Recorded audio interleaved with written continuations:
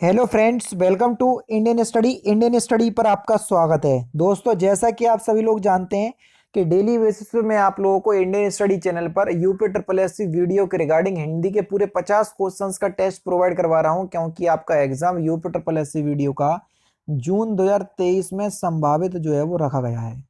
ठीक है, तो उसी को आधार मान करके हम अपने एग्जाम की प्रिपरेशन कर रहे हैं और डेली बेसिस पे मैं आपको हिंदी के प्रैक्टिस सेट प्रोवाइड करवा रहा हूं। आप लोगों से एक ही मेरी सी छोटी सी गुजारिश है कि वीडियो को ज़्यादा से ज़्यादा लाइक कीजिए, और अगर आप शेयर कर दोगे अपने स्टडी रिलेटेड ग्रुप्स में वो तो बहुत ज़्यादा हेल्प मिल जाएगी। ठीक है, वीडियो को एंड तक जरूर देखिएगा, क्योंकि लास्ट में मैं आपसे क्वेश्चन से पूछूंगा और उसका आंसर आपको कमेंट बॉक्स में बताना होगा। साथ ही साथ इस वीडियो की पीडीएफ डिस्क्रिप्शन में टेलीग्राम चैनल का लिंक दिया हुआ है, वहां से आप प्राप्त कर सकते हैं। तो चलिए दोस्तों, स्टार्ट करते हैं और देखते हैं पहला क्वेश्चन। व्यक्ति पत्र की अगर हम बात करें तो व्यक्ति पत्र किनके मध्य लिखा जाता है? तो सही आंसर हो जाएगा आपका सगे संबंधियों मित्रों के मध्य। तीसरा ऑप्शन यहाँ पर आपका बिल्कुल क्या हो जाएगा सर? करेक्ट हो जाएगा। नेक्स्ट क्वेश्चन के आदिकाल के लिए वीरगाथा काल नाम किसने प्रस्तावित किया? जल्दी से बताइए। आदिकाल के लिए वीरगाथा काल किसने नाम प्रस्तावित किया? तो ये आचार्य रामचंद्र शुक्ल ने किया। तीसरा ऑप्शन बिल्कुल करेक्ट। इनमें से किस शब्द का प्रयोग हमेशा बहुवचन में होता है? जल्दी से बताइए। किस शब्द का प्रयोग हम हमेशा बहुवचन के रूप में करते हैं? तो सही आंसर आपका क्या हो जाएगा सर? ऊंट। ऊंट शब्द का प्रयोग हम हमेशा बहुवचन के रूप में करते हैं। पहला ऑप्शन यहाँ पर आपका बिल्कुल क्या हो जाएगा सर? करेक्ट हो जाएगा। नेक्स्ट क्वेश्चन से आपका कि निम्नलिखित में से कौन सा स्वर कंठ तालव यानी कंठ और तालव से बोला जाता है? कौन सा स्वर? तो सही आंसर आपका क्या हो जाएगा? ए और अय। अय भी आपका कंठ और तालव से बोला जाता है, दोनों ही बोले जाते हैं। ठीक है, तो दोनों को याद कर लीजिएगा। चौथा ऑप्शन करेक्ट। ठीक है, जबकि छोटा और बड़ा कंठ से बोले जाते हैं, छोटी बड़ी तालव से बोले जाते हैं। ओ और औ कंठ ओष्ठ से बोले जाते हैं, जिनको कंठोष्ठ बोलते हैं। तो सभी बता दिए मैंने। वर्तनी की दृष्टि से शुद्ध शब्द आपको बताना है। समीक्षा। तीसरा ऑप्शन करेक्ट। दोस्तों, वीडियो पसंद आए तो प्लीज 100 लाइक तक इस वीडियो को जरूर से पहुंचाइएगा, मेरी आपसे विनती है। आपको यहां पर भी शुद्ध वर्तनी बताना है। शुश्रूषा। पहला ऑप्शन करेक्ट। मातृनाम शब्द का शुद्ध संधि विच्छेद बताइए। तो मातृनाम शब्द का शुद्ध संधि विच्छेद क्या हो जाएगा? मातृ प्लस तृणाम। दूसरा ऑप्शन बिल्कुल करेक्ट। प्रति प्लस आघात का संधि रूप क्या होगा? प्रत्याघात, यानी कि पहला ऑप्शन करेक्ट, यह संधि होगी। धीरे धीरे शब्द में कौन सा समास है? अच्छा, एक वीडियो आई थी जिसमें लिखा था रातों रात, उसमें मैंने आपको द्वंद्व समास बता दिया, जबकि रातों रात में जो है ना, वो आपका जो समास होगा वो अव्ययीभाव समास होगा। ठीक है, ठीक इसी प्रकार से धीरे धीरे शब्द में भी आपका अव्ययीभाव समास होगा। कैसे? समान शब्दों के बीच जब योजक चिन्ह निकले तो वहां पर आपका अव्ययीभाव समास होगा। ठीक है, तो उसमें भी सही कर लीजिएगा। जिन सामाजिक शब्दों में पहला पद संख्या को व्यक्त करने वाला विशेषण हो, उसमें कौन सा समास होगा? सिंपल सा क्वेश्चन है, तो वहां आपका दिग्गु समास होगा। दूसरा ऑप्शन करेक्ट। अनु उपसर्ग से बना शब्द निम्नलिखित में से कौन सा है? यानी कि कौन से शब्द में अनु उपसर्ग है? अनुवाद में। दूसरा ऑप्शन करेक्ट। नेक्स्ट क्वेश्चन के निम्नलिखित में से किस शब्द में छोटा आ उपसर्ग नहीं लगा है? अनुज में। चौथा ऑप्शन यहाँ पर आपका बिल्कुल करेक्ट हो जाएगा। कौन सा? चौथा ऑप्शन बिल्कुल करेक्ट हो जाएगा। निम्नलिखित में से लुटेरा शब्द में कौन सा प्रत्यय है?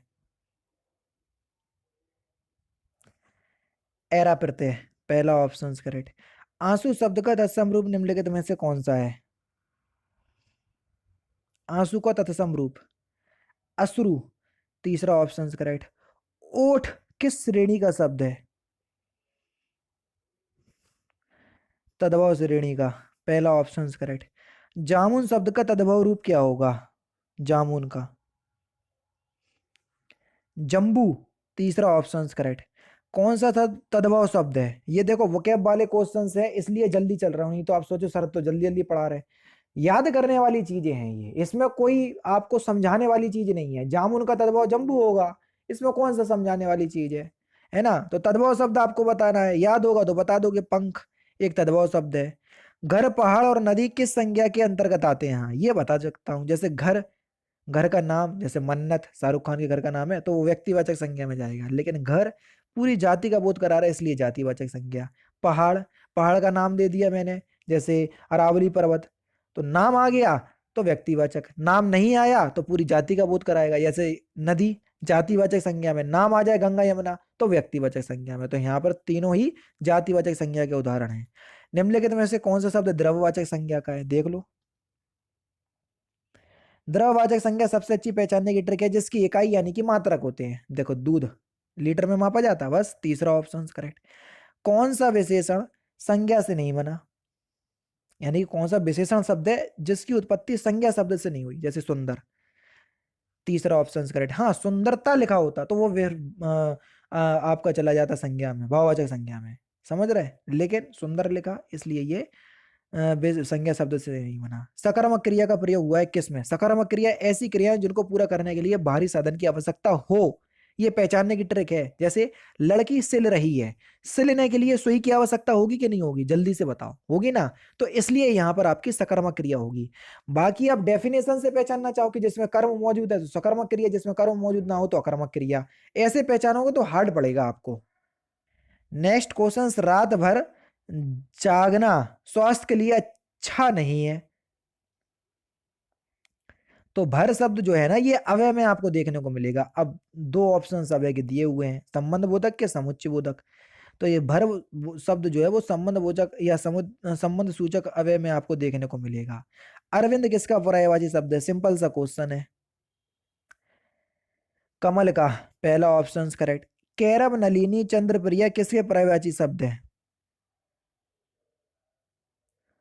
कुमुदनी के, तीसरा ऑप्शन बिल्कुल करेक्ट हो जाएगा।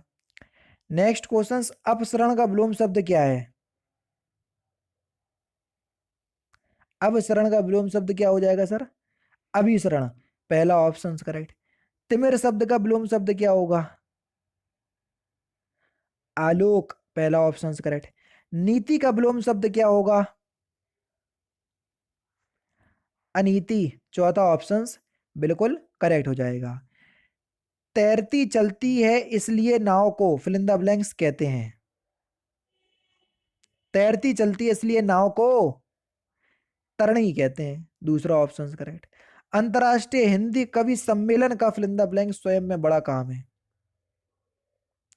अंतरराष्ट्रीय हिंदी सम्मेलन का सम्मेलन का आयोजन स्वयं में बड़ा काम है, पहला ऑप्शन करेक्ट। जो प्रमाण से सिद्ध ना हो सके उसको क्या बोलेंगे, जो प्रमाण से, सॉरी माफ कीजिएगा, जो प्रमाण से सिद्ध ना हो सके वाक्यांशों के लिए एक शब्द क्या होगा, उसको अप्रमेय बोलेंगे, दूसरा ऑप्शन करेक्ट। तैरने की इच्छा को क्या कहते हैं, तितीर्षा, दूसरा ऑप्शन करेक्ट। उसने तो मेरी आंखें खोल दी, इसका आपको मुहावरे का अर्थ बताना है, भ्रम को दूर करना, पहला ऑप्शन करेक्ट। नाक का बाल होना, इस मुहावरे का सही अर्थ क्या है, अकारण प्रिय होना, तीसरा ऑप्शन करेक्ट। एक पंथ दो काज, इस मुहावरे का सही अर्थ क्या है, एक ही काम से दो लाभ, चौथा ऑप्शन करेक्ट। कौन सा सरल वाक्य नहीं है,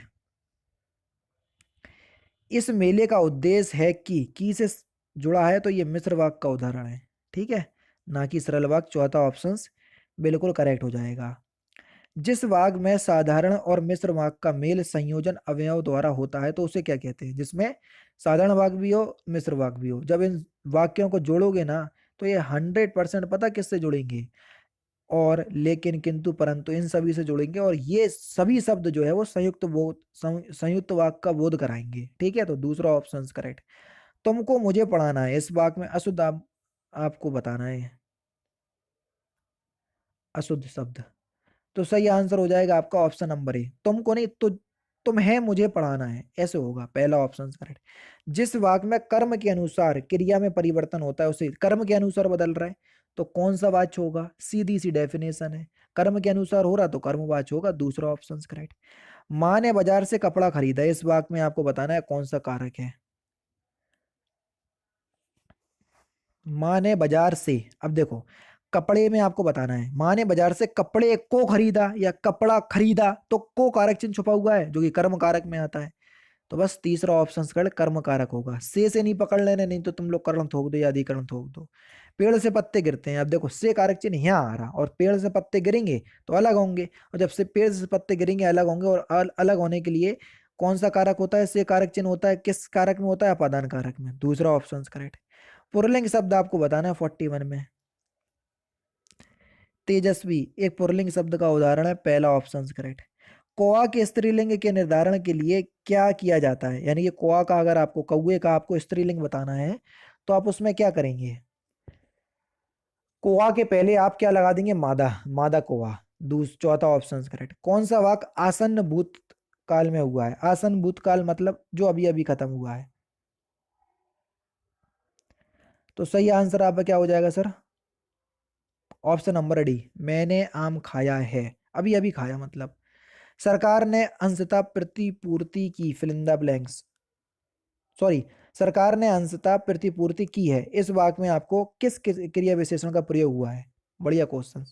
देखो क्रिया विशेषण शब्द की अगर हम बात करें कि इस पूरे वाक्य में कौन सा क्रिया विशेषण शब्द है, तो यहाँ पर आपका जो सही आंसर हो जाएगा वह क्या हो जाएगा सर, देखो सरकार ने अंशतः प्रतिपूर्ति की, तो वाक्य में देखो परिणामवाचक क्रिया विशेषण है, क्योंकि ये अंशतः हुआ, ये सभी शब्द आपको किसमें, परिमाणवाचक क्रिया विशेषण में देखने को मिलेंगे। ठीक है, तो यहाँ पर आपका तीसरा ऑप्शन करेक्ट। दृष्टि से अशुद्ध शब्द आपको बताना है, वर्तनी की दृष्टि से अशुद्ध यानी कि गलत शब्द। ये ऐतिहासिक लिखा हुआ गलत है, ऐतिहासिक होगा। ठीक है, तीसरा ऑप्शन करेक्ट। आधुनिक भारतीय भाषाओं का विकास किससे हुआ,